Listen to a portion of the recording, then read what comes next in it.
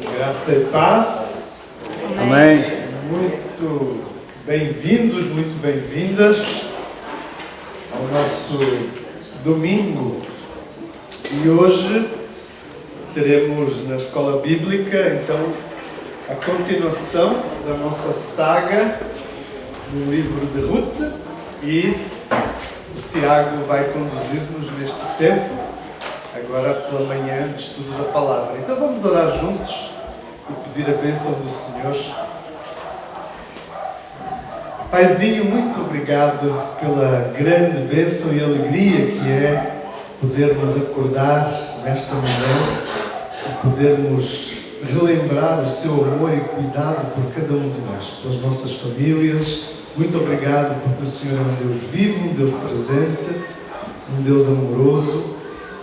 E muito obrigado pela sua palavra que vamos nesta manhã continuar a estudar. Pedimos que o Senhor fale aos nossos corações e nos enriqueça mais uma vez e que o Senhor use a vida do Tiago enquanto ele partilha a palavra do Senhor nesta manhã conosco.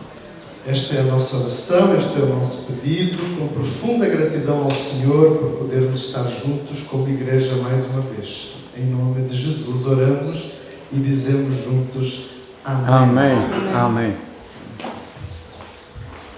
Meus irmãos, bom dia. Bom dia. Bom dia. Assim, um pouco discordante. Bom dia, meus irmãos. Bom dia. Bom dia. Amém. Agradeço ao pastor Samuel pelo convite. Meus irmãos, eu confesso que ao ler Ruth, já havia lido algumas vezes esse livro, mas dessa vez foi especial, né? Afinal, é a primeira vez que eu leio Ruth sendo estrangeiro. E Ruth é um livro que trata da vida de uma grande mulher, né? Uma mulher estrangeira. Não estrangeira, uma estrangeira qualquer, né? Ruth era moabita. E os irmãos sabem, né? Os moabitas não eram um povo assim muito bem querido pelos judeus, né? Os moabitas eram descendentes de um incesto, né? De Ló. Nasceram de uma realidade muito trágica e maldita, né?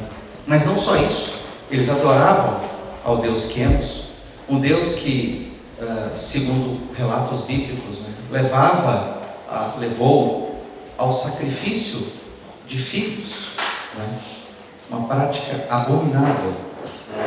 Mas não só isso, esse povo, as mulheres moabitas, levaram o povo de Deus a se prostituir, não é? A imoralidade de Baal-Peor. A lei era clara: nenhum moabita entraria na congregação, na Assembleia do Senhor, nem ainda a 10ª geração. Como lhes disse, não era um estrangeiro qualquer. É dessa margem, a mais distante possível, que parte a protagonista do livro. Essa estrangeira fez o caminho inverso ao seu povo, meus irmãos. Logo no início, como nós vimos aqui, Ruth, num momento lindo, dos mais lindos da palavra de Deus, diz: olha, você viúva, pobre, que não tem mais nada para mim, eu lhe digo que eu jamais vou deixar estar ao seu lado, e eu abandono tudo. O seu povo será o meu povo, e o seu Deus será o meu Deus. Lindo. Confesso que não foi a primeira vez que eu li muito emocionado e chorei. Que momento precioso. Foi uma aliança selada, provada em anos de lealdade. Foi reconhecida por toda a cidade.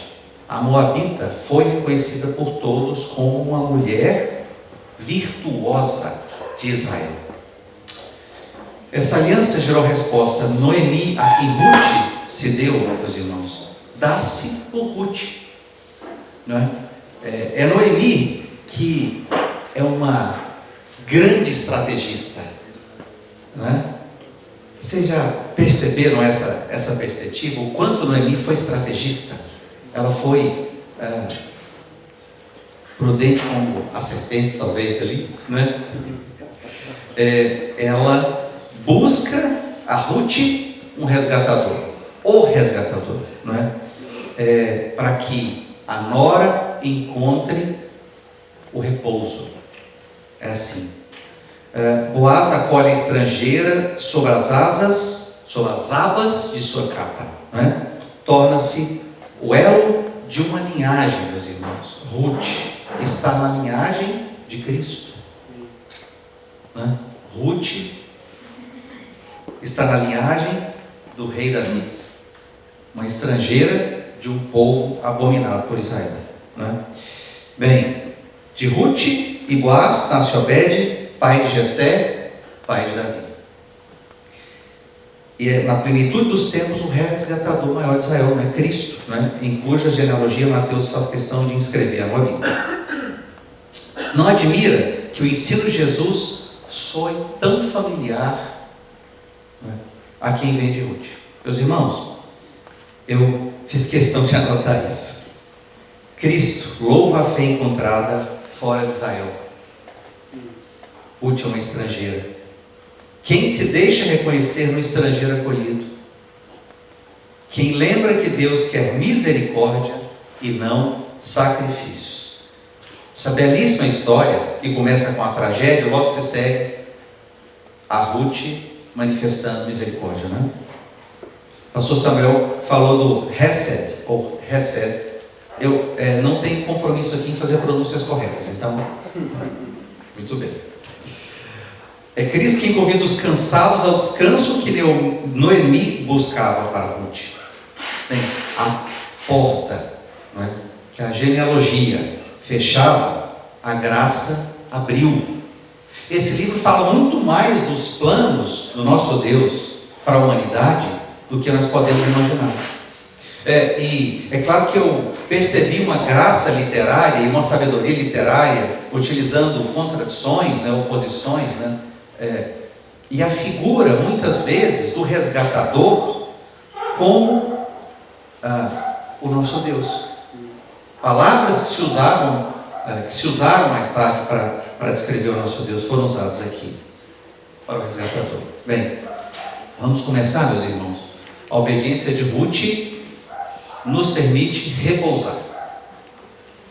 Bem, nosso percurso, como sempre, não é? Nós buscamos aqui fazer uma exposição dialogada, conversar um bocadinho, e sentir, pensar, agir, enfim, é o nosso propósito aqui. A noite da espera, né, é o que esse livro retrata, e nós vamos pensar acerca de 4 movimentos aí muito interessantes da tradição judaica, né, e buscar aplicar isso ao que podemos fazer amanhã, né? Bem, a noite da espera, né? A pergunta a todos aqui: meu irmão, minha irmã, você já viveu uma esperança em quem tinha feito tudo que estava ao seu alcance? Você fez tudo que era possível ao seu alcance, e o desfecho dependia inteiramente de uma outra pessoa? Eu acho que é mais uma pergunta retórica, né? Eu acho que todos nós vamos responder sim, né? Mas aqui que me incomoda, né? O que você fez, meu irmão, nessa noite? Dormiu? Insistiu? Desistiu? Bem, na introdução já discutimos um bocado sobre onde estamos aqui, né? No capítulo 1, fome, imigração, 3 funerais. E Noemi, amarga, ela diz: cheia eu parti, mas o Senhor me trouxe de volta vazia. Vamos pensar aqui na perspectiva do imigrante. Então, eu era próspero no meu país e de repente as circunstâncias se tornam adversas e eu decido imigrar. É uma trajetória que muitos irmãos portugueses, muitos portugueses fizeram e fazem e vão fazer, desde as grandes navegações, não é? O descobrimento oficial do Brasil disse, né, alguns historiadores dizem que também foi realizado mediante esse propósito, né? É uma ousadia muito tremenda, né? É hoje e era muito mais antes, né? E desde daquela época, né, os portugueses tinham essa ousadia tremenda, né? Mas acontece que, nesse contexto, saíram com, né, tudo. E encontraram não só a miséria e a fome, como também a morte. E Ruth, e Noemi, de certo modo, né, ela questiona o Senhor. No capítulo 2, retornando, e já Ruth fazendo aquele compromisso tão belo, né? O meu povo vai ser o seu povo e o meu Deus o seu Deus. Ela encontra uma possibilidade de provisão diária, né? Essa provisão com o resto da colheita, né? E Boaz age de modo muito honroso, né? E Boaz diz, de uma forma, a Ruth, que a coloca sob as asas. Boaz abençoa a Ruth. Boaz reconhece aquela mulher valorosa, né? Aqui no capítulo 3, meus irmãos, acontece mais um grande momento dessa história. É que daquela circunstância transitória, uma estratégia nasce, não é? Para que a provisão e o descanso definitivos sejam alcançados, né? É o lar seguro, manuar, o repouso, né? Muito bem. Os costumes por trás da cena. O primeiro, Goel, Levirato, a eira, o gesto da capa e a moabita. 5 instituições de Israel dão a verdadeira gramática desse livro, né? Desse capítulo especificamente, né? Vamos ali discutir, e eu peço ao pastor Samuel que aqui entraremos em várias questões teológicas controversas, portanto, eu não sou a pessoa mais indicada para, né, resolvê-las. Talvez é o pastor Samuel, mas vamos lá. Bem, primeira figura, o Goel, meus irmãos, o resgatador da família, não é? Bem, o resgatador era o parente mais próximo encarregado de reaver, não é, o que a família perdera. O propósito aqui parte de um princípio tão bonito, não é, que a terra era herança do Senhor, era destinada não só a continuar entre os judeus, mas também nas famílias, não é? Basicamente três finalidades, né? Posso dizer sim, né? Finalidades aqui do resgatador: resgatar a terra vendida por um parente empobrecido. Segundo, resgatar as pessoas que se venderam ou vendidas como escravas, né? E também, em última instância, vindicar o sangue da família, né? O Senhor é resgatador da minha família, né? Diz aqui, não é um galanteio isso, né? Não se trata de uma sedução ou coisa do tipo, né? É um estatuto jurídico. O papel que Boaz exerce ali é um estatuto jurídico em Israel, né? Bem, o levirato, né, e a fusão criativa que o livro traz. Aqui, uma primeira controvérsia teológica, né, é que, claro que, considerando as referências que eu tive acesso, né, eu acredito que não se trata somente do levirato que acontece aqui no capítulo 3. Levi era o cunhado, né? O cunhado, ele é responsável, na circunstância do seu parente, né, faltar, casar-se com a viúva, e o primeiro filho levaria ali o nome, levaria as honras daquele que se perdeu, né? Então, o Levi, o cunhado, que assumiria a continuação da família que se desfez ali, né? É isso, né, pastor?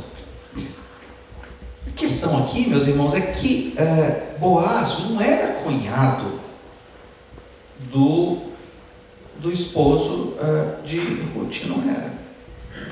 Não era. Perdão? Perdão. De Noemi. Obrigado. Ele não era cunhado, né?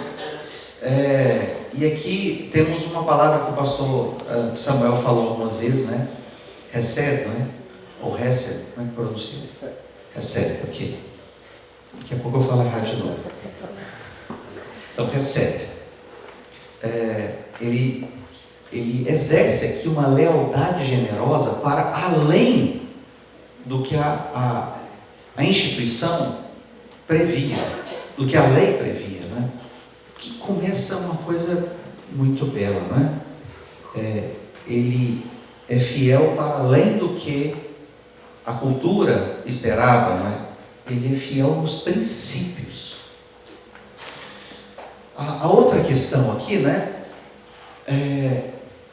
Bem, o Goel, né?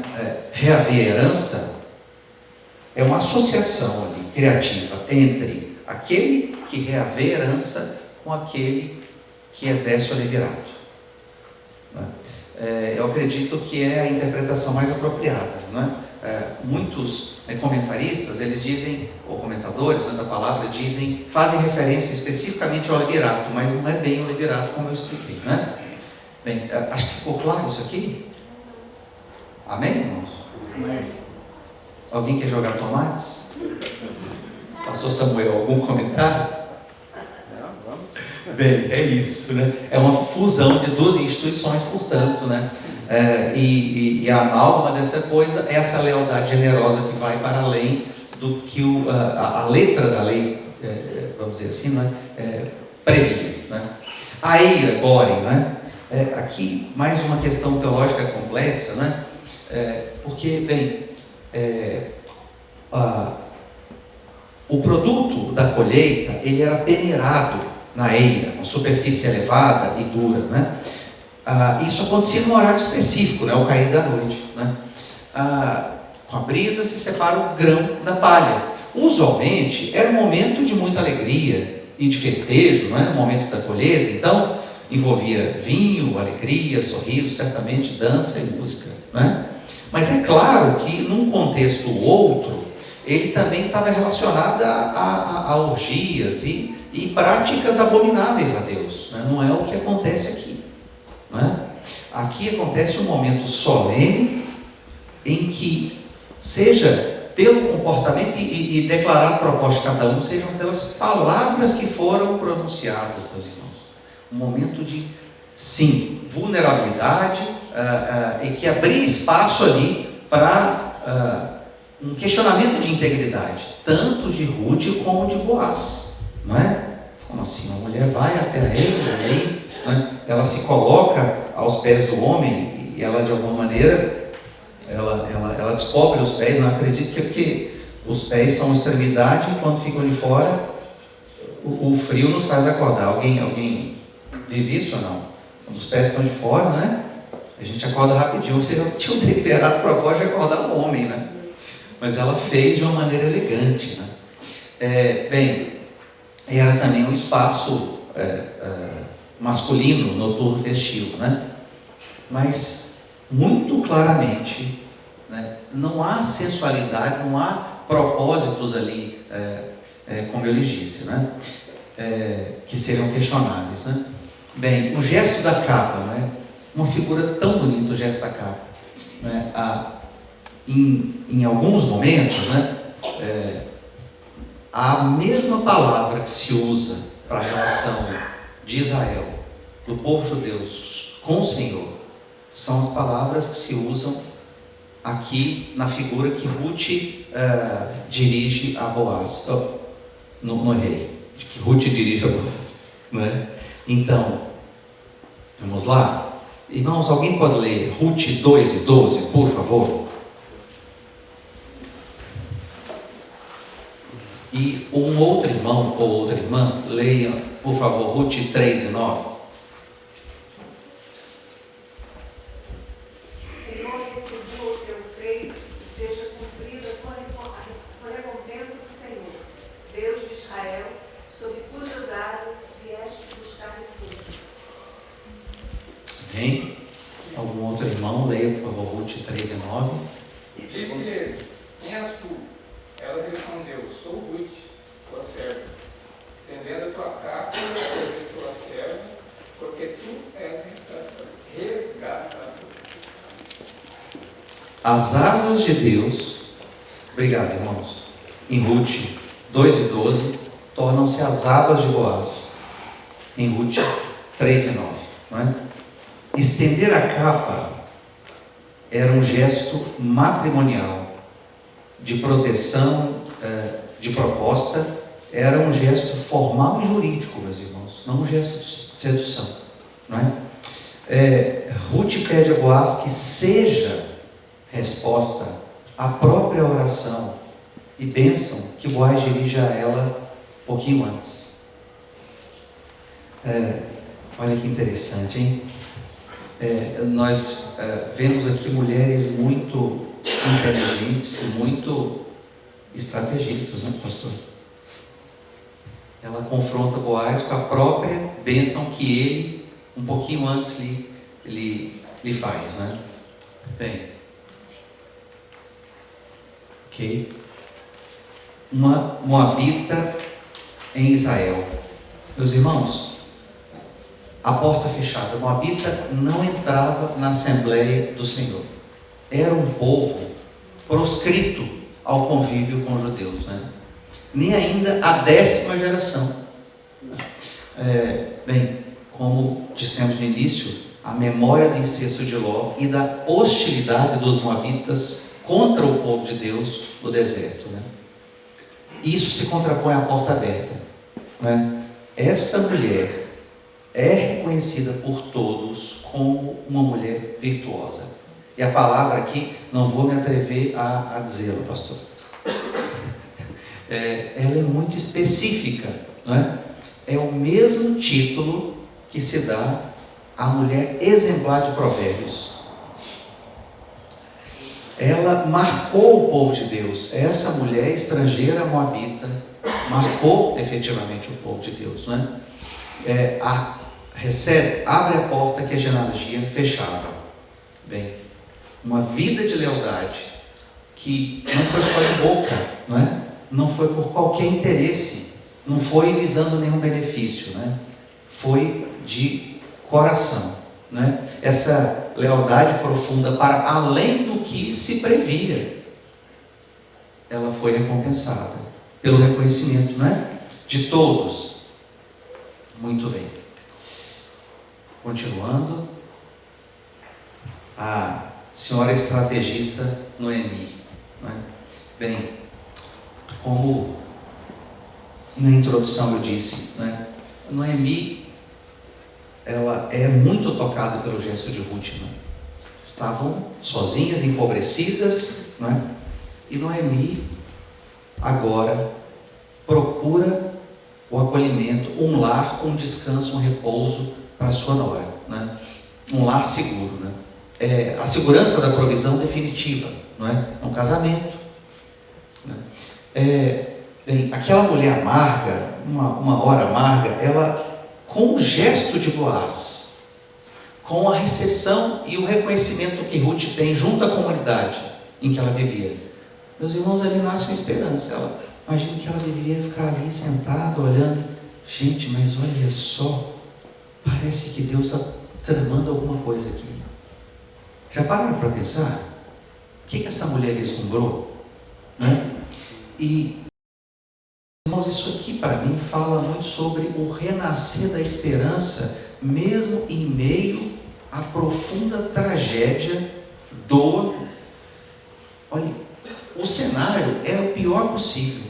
Talvez ela estivesse até deprimida, mas de repente nasce ali uma esperança, né? E ela chama a Ruth, olha, Ruth, seguinte, nós temos aqui leis que lhe dão uma oportunidade. Tome banho, perfume-se, vista a melhor roupa, e você vai fazer exatamente o que eu vou lhe dizer.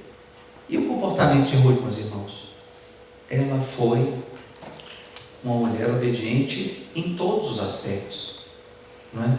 Ela assumiu aquele plano, ousado, aquele plano arriscado ali, né? Mas um plano que não previa nenhum tipo de atalho, não é? Ela poderia ter utilizado de outras estratégias. Já pararam para pensar isso? Não é? Talvez havia estratégias ali mais fáceis, mais convenientes, não é? Afinal, Boaz era um homem rico e que a recepcionou de maneira muito gentil, né? Muito honrosa, né? Mas não foi assim, né? Por que terá Deus deixado o primeiro passo nas mãos de duas viúvas pobres? Aí eu queria que alguém me ajudasse.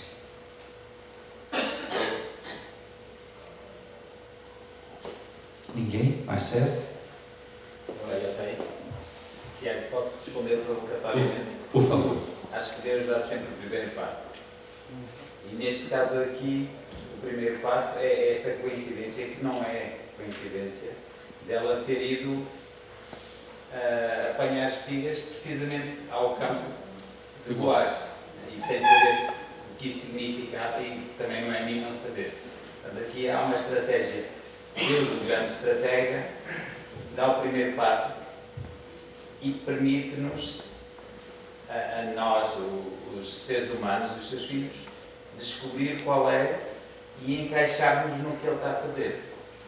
Aqui temos Noemi, que numa dada altura da sua vida, não sabemos qual foi, se foi ela, se foi o marido, se foram os dois, mas eles chegam à conclusão que é melhor estar longe do povo de Deus do que ficar com o povo de Deus e sofrer as dificuldades pelos quais o povo estava a passar. E ela vai, e não só vai para longe do povo de Deus, mas para os inimigos do povo de Deus, julgando que ali teria o sofrimento. E volta amargurada, que foi precisamente o oposto. Eu acho que isso, mas ela não desistiu de Deus. E aí acho que a Noemi, regressada para junto do povo de Deus e do seu povo, é uma mulher diferente, é uma mulher que está pobre, que está humilhada, mas que permite que essa humilhação amoleça o coração e não o endureça. E ela vê estas coisas acontecer e certamente junto em oração. Ela é mais do que uma estratega.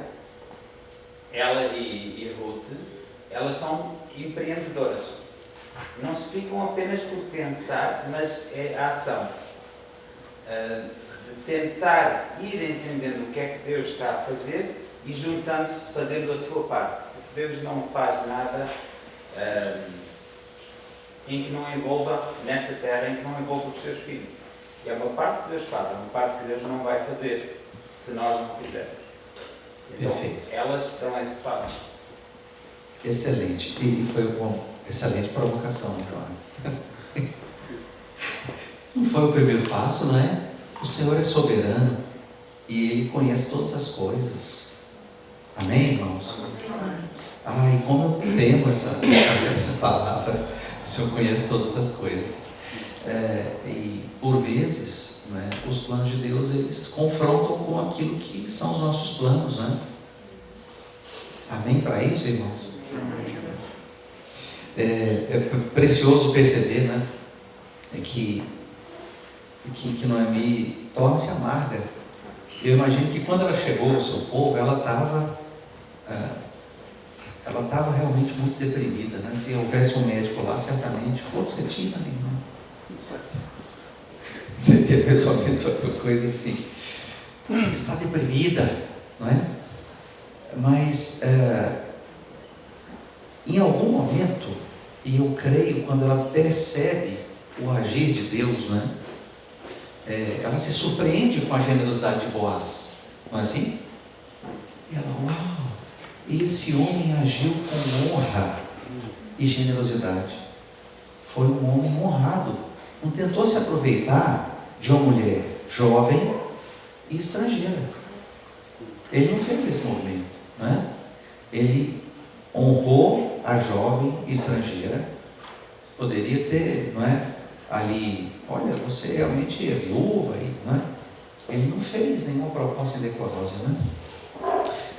E eu acho que em algum momento o Senhor aqueceu o coração de Noemi. E Noemi, uau, mas será que o Senhor está preparando alguma coisa aqui?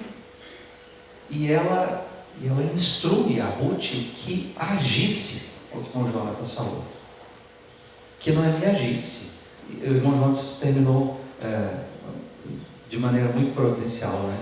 Nessa terra, nós somos os agentes de Deus, não é? E as coisas acontecem, né? O Senhor coloca em nós aqui o desejo de realizar, nos capacita a realizar, o querer e o realizar, não é? E uma vez que os nossos propósitos se alinham com a vontade de Deus, a vontade de Deus é boa, ela é perfeita e ela também é agradável. Como nós podemos ver isso nesse livro, meus irmãos? A boa, perfeita e agradável vontade do Senhor. Amém? Bem, é um plano ousado e arriscado, mas é um plano dentro da gramática jurídica de Israel, não é? Mas alguém poderia contribuir com isso, não é? Por que terá Deus deixado o primeiro passo nas mãos de duas viúvas pobres? O Jonas já disse que não foi o primeiro passo.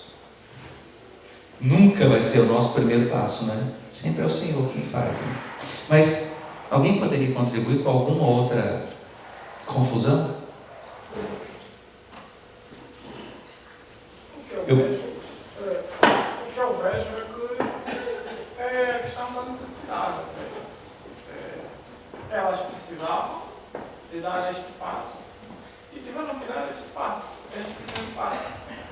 Então, muitas vezes, nós também, se for para retirar uma lição, e que nós também muitas vezes temos que perceber as nossas necessidades, entregar esta nossa necessidade a Deus, e Deus nos dirige a darmos este primeiro passo. É o que eu consigo interpretar desta atitude da Noemi para a Ruth, ou seja, estavam numa situação difícil e não podiam ficar aí a dormir, a se contentar, e pronto, elas deram este passo. Perfeito. Esse primeiro passo, penso eu, que foi dado através de uma fidelidade que havia na vida de Noemi para com Deus e de Noemi e Ruth, que foram fiéis uma para com a outra. Amém. Então se manifesta a soberania de Deus sobre toda essa situação. Amém. Em relação ao que o irmão Felizardo disse, né?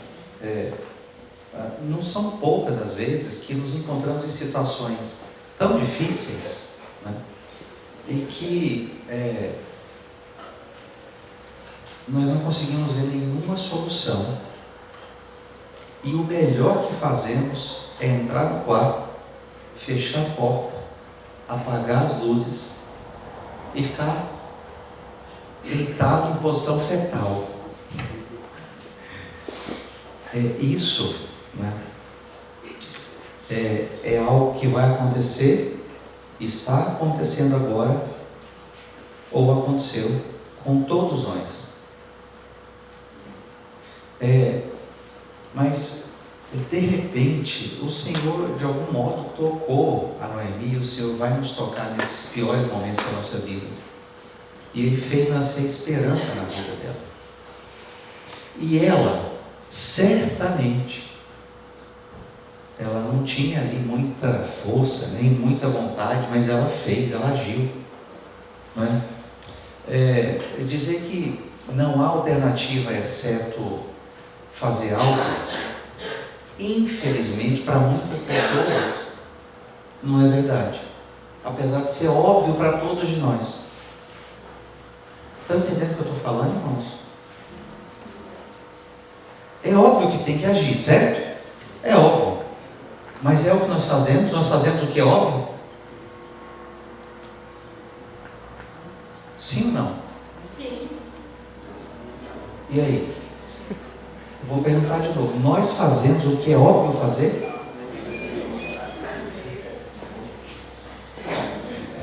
Eu acho que a palavra mais correta é às vezes. É claro que varia também, né? De acordo com o seu estado de espírito. Tem uma pessoa que é mais animada e nunca se deixa levar pela dor e o sofrimento, ela diz, é claro, muito bem, não posso comer picanha, meu colesterol está alto.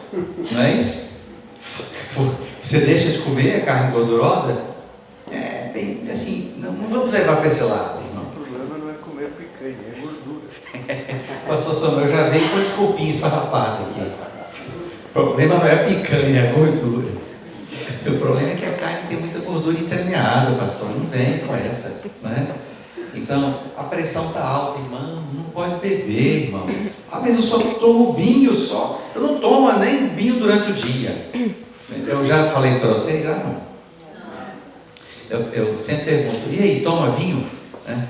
E aí, não é incomum, na verdade é uma coisa relativamente comum. Aí o irmão, o paciente diz o seguinte, não tomo vinho durante o dia, não tomo. Eu falei assim, não toma vinho? Não, só no jantar. No jantar, mas durante o dia? Claro que não, jantar é à noite. Então, vou dar uma dica a vocês, hein? Em Portugal, o dia não tem 24 horas, tem 12 horas. O que é correto, certo? Só vinho.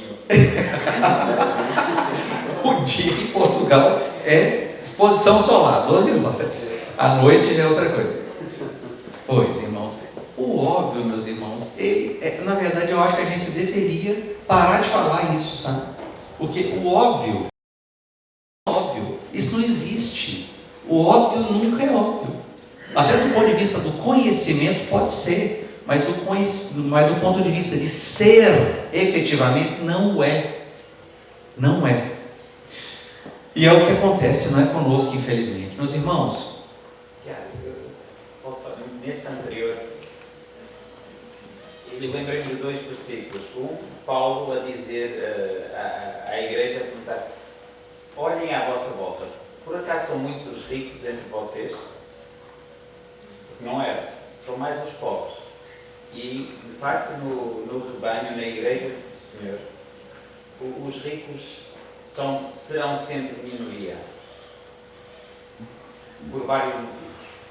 Um outro versículo que me veio à mente é o que Jesus disse aos seus discípulos. Disse, não temam pequeno rebanho, não temas pequeno rebanho, porque aprova ao Senhor dar-te o reino.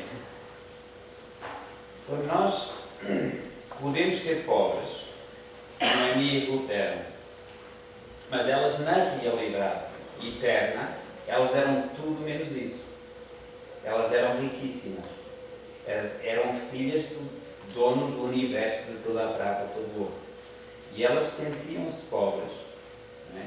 E podemos fazer 2 coisas quando nos sentimos pobres. E todos vamos nos sentir pobres. Em algum momento da nossa vida, e alguns de nós, vários momentos. Não é? Podemos encolher-nos na posição fetal e ficar no escuro e não queremos que ninguém nos incomode e, como dizem no Brasil, não é? Curtir a miserabilidade, ou podemos, e há uma atração para isso, ou então podemos dizer-nos a nós mesmos aquilo que Jesus disse, não é? Pequeno rebanho, tu que te sentes e és pobre, não é? Não temas, porque quis Deus dar-te o reino, quis Deus dar-te todas as riquezas, não é? E acreditarmos nisso e tranquilamente passarmos pelas dificuldades que o Senhor permite que passemos para o nosso bem e irmos em frente. Com empreendedorismo, com oração, com extensão.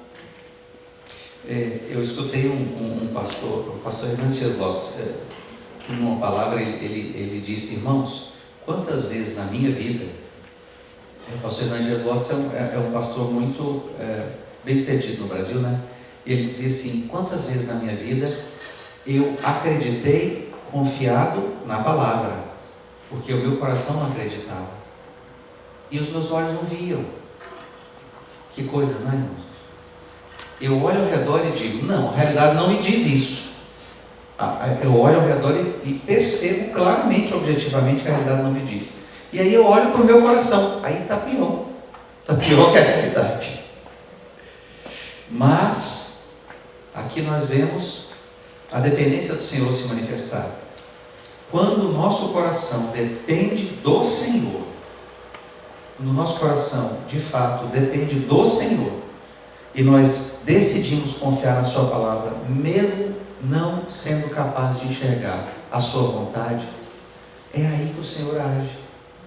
Isso é lindo, não é? E fica mais visível quando somos pobres. É na nossa fraqueza que a força de Deus mais visível fica. E esta história que chegou até aos nossos dias, precisamente, um dos motivos principais é porque elas eram pobres. Se elas tivessem dinheiro, se Deus lhes tivesse dado recursos financeiros para não terem que se preocupar, o poder e o milagre e a intervenção de Deus, o cuidado de Deus não seria tão evidente. Meus irmãos, obrigado, irmão Jones. Os planos são executados por Ruth. Sou sua serva, Ruth. Estenda as abas de sua capa sobre mim, pois o Senhor é o resgatador da minha família. Amém, irmãos? Ruth obedece em tudo às instruções de Noemi. Não é? Ruth se coloca aos pés, não ao lado de Boaz. Né? É um gesto de humildade suplicante. Ela expõe os pés de Boaz. Né? Será que ela já sabia que Boaz tinha frio nos pés? Não sei. Mas ela deve ter se lembrado de alguma coisa. Devolve a Boaz, meus irmãos, as bênçãos. Né? Ela foi provocativa aí, irmão Jonas.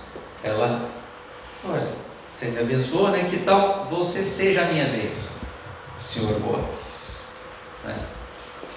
Ela invoca o direito, não é aquilo que era previsto juridicamente em Israel, meus irmãos. Bem, é um pedido que exalta a castidade de ambos. Né? Na verdade, é uma cena muito linda ali, não é? Tem toda uma formalidade, um ritual, né, nessa cena. Né? Mas podemos perceber que ele era um homem honrado, ela era uma mulher obediente e que manifestam os dois temor ao Senhor. Amém, irmãos? Bem, estamos ali naquele nosso trajeto. Estamos num quarto escuro, posição fetal, e de repente, não, pera um pouquinho, eu sei que o Senhor, Ele me socorreu no passado, Ele vai me socorrer mais uma vez, e eu não estou a enxergar nenhuma solução, mas o Senhor, Ele prometeu que aqui nessa terra eu, né, sempre estaria com Ele. Ele é o Deus do impossível, Ele pode fazer. Então eu vou acreditar sem ver, sem perceber. Eu vou acreditar nas palavras do Senhor. E, bem, o Senhor traz alguma luz. É possível uma solução. Mas aí surge uma oportunidade que não é assim bem lícita. Né? Que é uma oportunidade assim que às vezes nós podemos até, né, facilitar. Deixa eu ajudar Deus aqui um pouquinho, né? Senhor, seguinte, deixa eu assumir aqui um bocadinho. Eu me lembro a primeira vez que eu compramos um apartamento, irmãos, e aí nós fizemos um financiamento no Brasil. Quando nós fomos ao cartório, então a senhora do cartório falou o seguinte: olha, vai demorar mais ou menos uns 90 dias para que o seu apartamento seja escriturado. Só depois é que nós mandamos para o banco e o banco faz o pagamento ao proprietário. Deu 90 dias. Só que no contrato que eu fiz com o proprietário, eu precisava, eu não me lembro agora exatamente assim os termos, mas eu precisava pagá-lo em 30 dias ou 60 dias. Em outras palavras, o prazo do cartório, não é? Depois haveria o prazo do banco. Ele era um prazo que me colocava sob multa. E era na época 1% sobre o valor do imóvel. Em outras palavras, nós, né, eu e a Lia, nós íamos entrar numa fria terrível, né? Mas aí vem a solução, né? Meus irmãos, até aquele momento o Senhor tinha aberto as portas para que comprássemos o nosso apartamento, certo? Aí naquele momento surge a solução incrível, a vontade de ajudar a Deus. O senhor lá, que nos intermediava a venda, o corretor disse assim: Tiago, é o seguinte, se você me der R$2.000, de 90 dias passa para 15. Aí eu fiquei assim, minha cara ficou vermelha, eu dei aquela balançada assim, falei: Jesus, que bênção. Vocês estão comigo aqui, não? E aí eu confesso que eu balancei.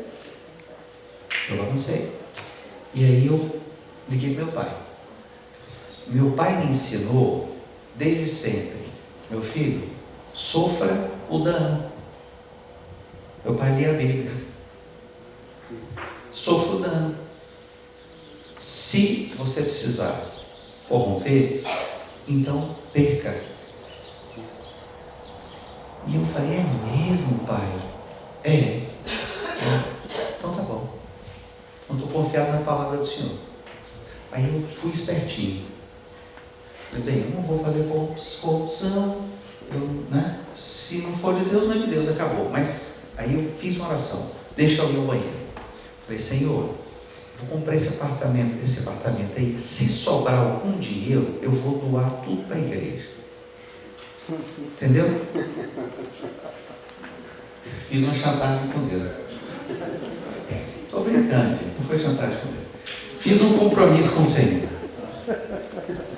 Meus irmãos, vocês acreditam que no final, a gente tinha um orçamento lá e tal, né?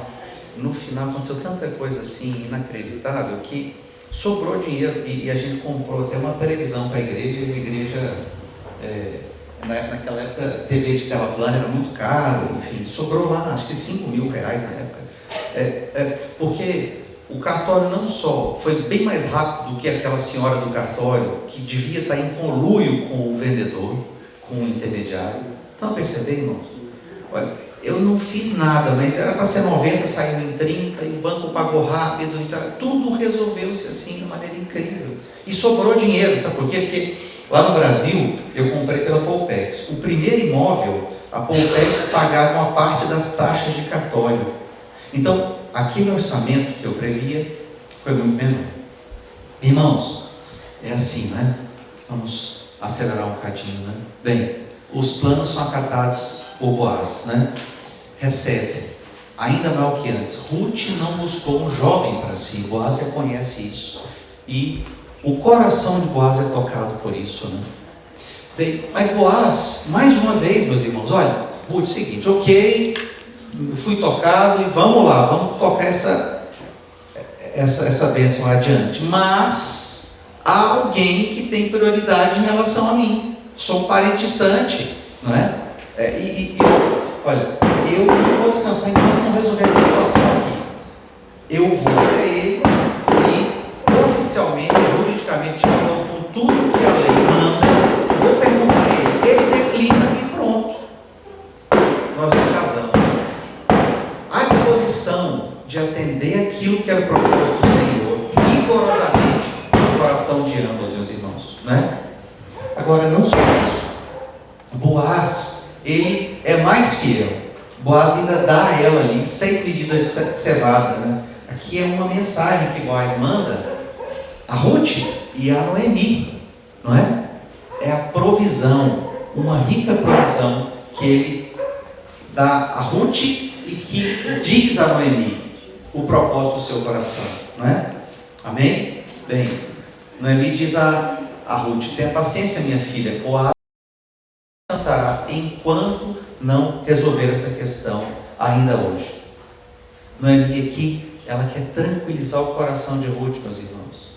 Ruth, está tudo resolvido. O mesmo Deus que lá atrás tirou o seu marido, meu filho e o meu marido, que nos trouxe de volta, que proveu um resgatador, o mesmo Deus vai prover o seu marido, não é? Amém? Amém. É muito lindo, meus irmãos. Muito bem. Vamos agora terminar. É o penúltimo slide. Daí para a semana, aplicação prática aqui. Identifique, meus irmãos, eu peço a cada um por escrito, em privado, uma questão pendente, real da sua vida, seja familiar, profissional ou de saúde, né? Em 2 colunas separe aí a parte que é minha, eu preciso agir, e o que o Senhor vai fazer, não é? Meus irmãos, aqui não quero induzir os irmãos ao erro. Tome cuidado. O propósito do Senhor é soberano sobre nossas vidas e Ele é o melhor, não é? E para além disso, essa semana, para alguém vulnerável, uma viúva, um imigrante, um desempregado, um doente, não é? Como Jonas chamou a atenção, não é? Em maior parte somos pessoas necessitadas e o Senhor abençoa cada um de nós para que nós abençoemos aos outros, não é? Então, haja essa semana, meus irmãos, sejam bênção para a vida de alguém necessitado, seja misericordioso para a vida de alguém necessitado. Amém, irmãos? Pastor Samuel.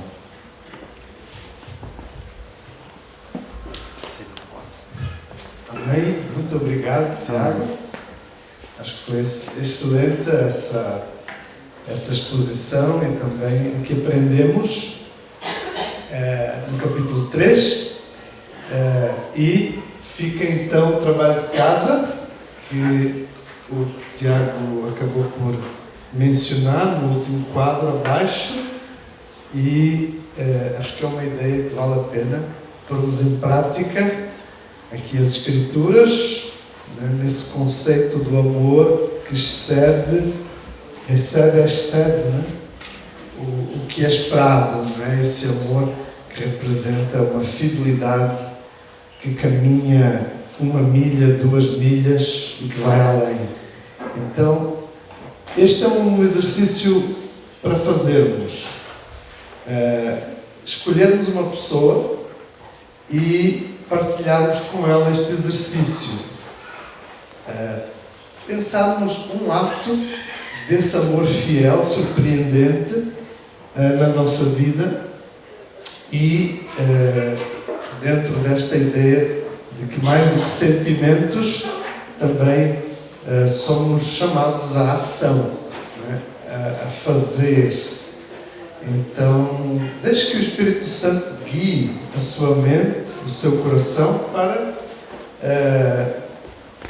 fazer esse movimento em direção a alguma pessoa. Sim? Meus irmãos, aproveitando que o pastor Samuel está enfatizando, não pensem em ajudar alguém vulnerável só com dinheiro. Ajudar alguém vulnerável, por vezes, é ir à casa de alguém sozinho, alguém idoso, e sentar-se com essa pessoa e levar algo que vocês possam comer juntos e sorrir juntos. Estão percebendo, meus irmãos? Não só dinheiro, mas o seu serviço. De repente fazer algo na casa de alguém, não é? Um serviço, né? Sim, é um exemplo. Outros exemplos serão algum ato, algum telefonema, alguma ação que podemos fazer em direção a alguém e que foi algo que o Espírito Santo tocou-nos, não é? Nessa direção. Não é? E depois, então, podemos partilhar com um irmão, uma irmã que desafiarmos a fazer juntamente então este exercício prático. Não é? Muito obrigado, Tiago. Nós vamos ter então agora o nosso intervalo e em alguns minutos estaremos de volta para o nosso tempo de celebração.